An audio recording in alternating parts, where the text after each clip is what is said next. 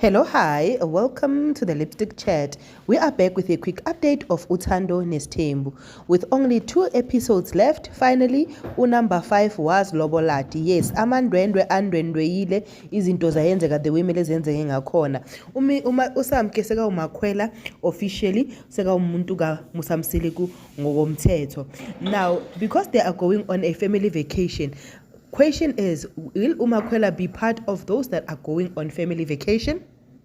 Speaking of family vacation, njengoba kube waba ne-altercation nani and then usne asamile emazweni wakhe ukuthi khona angabathandi kulabo mama khona abamkhohlakalele kulabo mama mayifika ku vacation leyo opportunity yokuthi i-addresswe lento izosiveza na.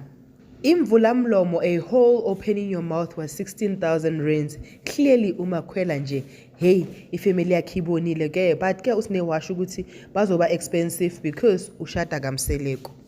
The gifts from Umakhwela went to Umacele, seeing that kaMusa number 1 umama kaMusa akasekho. Now number 1 huyo amgelayo being Umacele.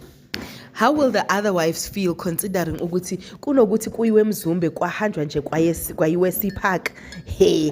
And also guys, did you see that Usne's nails had changed in when they were going to Mandwendwes and when they were coming back?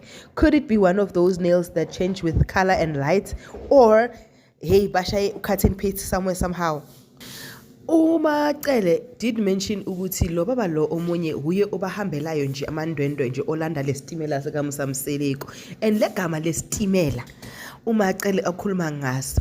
Hey, will it not offend the other wives when we come to the next season kube center of topic ukuthi usibiza itimela thina?